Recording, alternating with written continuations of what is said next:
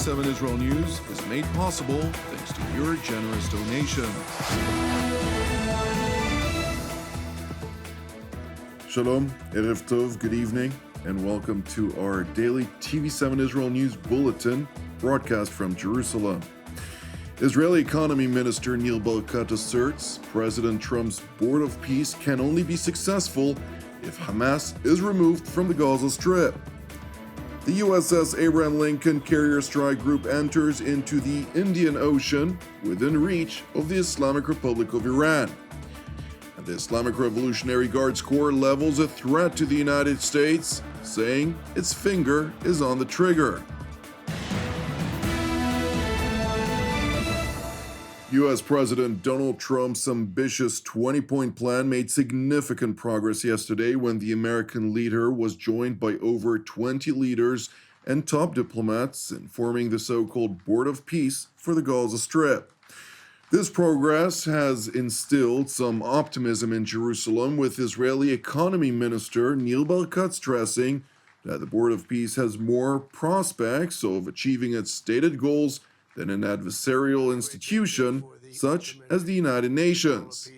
Despite his optimism, however, Minister Barkat cautioned that for the American-led multilateral plan to work, the people of the Gaza Strip must accept Israel's right to exist as a nation-state of the Jewish people. For this organization to succeed, we need local leadership in Gaza that blesses the Abraham Accords, that seeks to have peace with Israel, that does not believe in terror, that wants to create a win-win economy. And until we have that local leadership that wants real peace, it's going to be very challenging. And by the way, there is such local leadership in the city of Hebron. City of Hebron in Judea and Samaria, a number of sheikhs would like to create their own emirate to collaborate with Israel. They gave us a letter of intent that they recognize Israel as a state of the Jewish people, and they believe that we could develop a strategic relationship. This is what I expect eventually to happen in Gaza for this to work. Minister Barkat continued by stressing that bearing fruit from the hard work would take much unnecessarily wasted time, pointing out that Hamas continues to refuse relinquishing control over the Gaza Strip. But unfortunately, right now in Gaza, you have jihadi leadership. And it's going to take them time to absorb and de-radicalize their education system, to dismiss all the Hamas and alike sort of power that wants to destroy the state of Israel. My expectation is that the Hebron model is the model that can work. The settlers get along with them, and this is something that we eventually would like to see expand to all of Judea and Samaria. Minister Barkat further underscored unequivocally, if the leadership in Gaza will not change, nothing will happen in Gaza. If the leadership in Gaza will not change, nothing will happen in Gaza. We will never allow the regime in Gaza or somebody like them to reestablish their infrastructure, terror infrastructure. They have to change their attitude and understand that Israel is there forever and to collaborate with Israel. Then the umbrella that President Trump is developing would be very, very relevant to make this happen. During the unveiling of the President Trump's Board of Peace plans moving forward, U.S. Special Envoy Jared Kushner acknowledged that achieving security for the Gaza Strip was the first vital component to success. Going forward, number one thing is going to be security. Obviously, we've been working very closely with the Israelis to figure out a way through de-escalation. And the next phase is working with Hamas on demilitarization, which I'll talk about in a second. But without security, nobody's going to make investments. Nobody's going to come, build there. We need investments in order to start giving jobs. We want to use free market economy principles. A lot of what President Trump spoke about that he's doing in America, we want to bring the same mindset and the same approach to a place like Gaza to give these people the ability to thrive and have a good life. Kushner further debunked claims of famine in the Gaza Strip, highlighting a flow of goods steadily entering the enclave. People are talking about famine. 100% of the food needs are met, and that's been overabundance. The cost of goods have gone down tremendously. Over 55,000 trucks have gone in, and over 1.4 million pallets. And it's been the largest humanitarian effort done into a war zone. And we've developed ways to redevelop Gaza. Gaza, as President Trump's been saying, has amazing potential, and this is for the people of Gaza. We've developed it into zones. In the beginning, we were toying with the idea of saying, let's build a free zone, and then we have a Hamas zone. And then we said, you know what, let's just plan for catastrophic success. Hamas signed a deal to demilitarize. That is what we are going to enforce. People ask us what our plan B is. We do not have a plan B. If disarming the Islamist Hamas and removing it from power succeeds, the reconstruction of the Gaza Strip would ensue. In the Middle East, they build cities like this in 2-3 million people. They build this in 3 years. And so stuff like this is very doable if we make it happen. Rafah will start with. This will show a lot of workforce housing. We think this could be done in 2-3 years. We've already started removing the rubble and doing some of the demolition. And then New Gaza. It could be a hope. It could be a destination, have a lot of industry. It is important to know that while Israel is keen on the success of President Trump's 20-point plan, it is more than dismayed over attempts by President Trump's team to force Jerusalem's hand vis-à-vis inclusion of Turkey and Qatar, a position Kushner publicly addressed, urging the parties to calm down.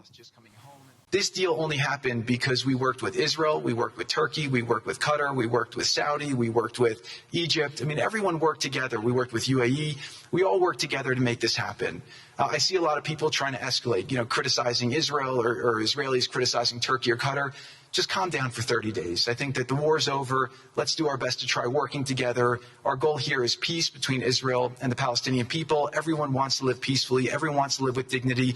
Let's put our efforts towards promoting those who are doing the work to build this up, like Ali and his committee. Let's focus on the positive stories, and let's just calm down, turn a new chapter. And if we believe that peace is possible, then peace really can be possible. Many Western nations have either announced that they do not intend to join President Trump's Board of Peace or are undecided. When asked about it, on board Air Force One en route back to Washington from Davos, President Trump said he expected more countries to join. Do you think there's a possibility that the UK or France could join the Board of Peace? Well, I think they're going to want to. Look, most countries, some countries have a prohibition and they're going to their legislatures and getting out. In most countries, the prime minister or the president can sign. You saw a lot of them today. Don't forget, the letter only went out 2 days ago. We had almost 30 people already, and very important countries. But there are some countries, like Italy, who told me she wants to sign, she wants to be desperately, but I think she has to go back to her legislative branch, and we have that with Poland too. He said we want to. I mean, I was the one that endorsed him. He's great, by the way. It is important to highlight that the USS Abraham Lincoln Carrier Strike Group has entered into the U.S. Central Command area of responsibility with its aircraft in direct reach of the Islamic Republic of Iran.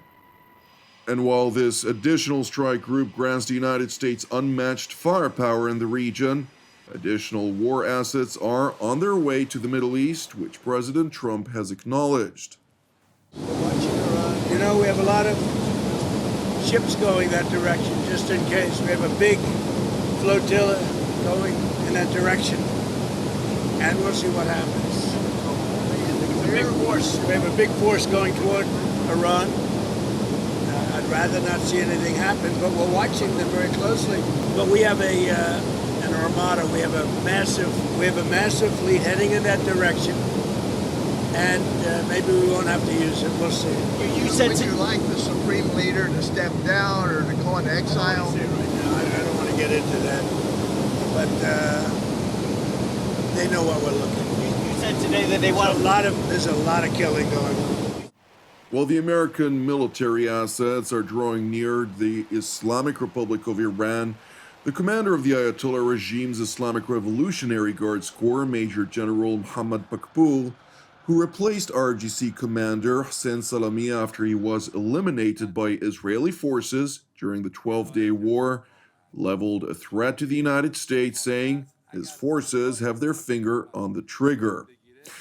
Earlier this week, Prince Reza Pahlavi, the exiled son of Iran's last Shah, voiced his conviction that the Ayatollah regime is on the verge of collapse. The Islamic Republic is close to collapse. Ali Khamenei and his thugs know this. That's why they are lashing out like a wounded animal, desperate to cling to power. The people have not retreated. Their determination has made one thing clear. They are not merely rejecting this regime, they are demanding a credible new path forward. They have called for me to lead. Prince Pahlavi continued by affirming his intentions to return to Iran upon the fall of the mullahs in Tehran, pledging an orderly transition to democracy. As for the day after our victory, I have a clear plan for the transition to democracy. Millions of Iranians inside and outside Iran are united around these four core principles: Iran's territorial integrity, separation of religion and state, individual liberties and equality of all citizens, and the Iranian people's right to decide a democratic form of government.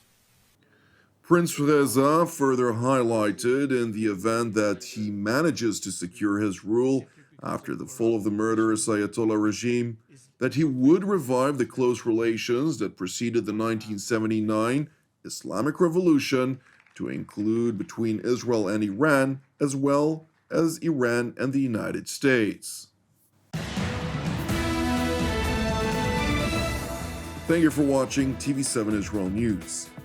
Please keep praying for the peace of Jerusalem and the redemption of Israel. I'm Jonathan Hassan, wishing you a Shabbat Shalom u'Mevorach, and God willing, until our next update, Shalom from Jerusalem.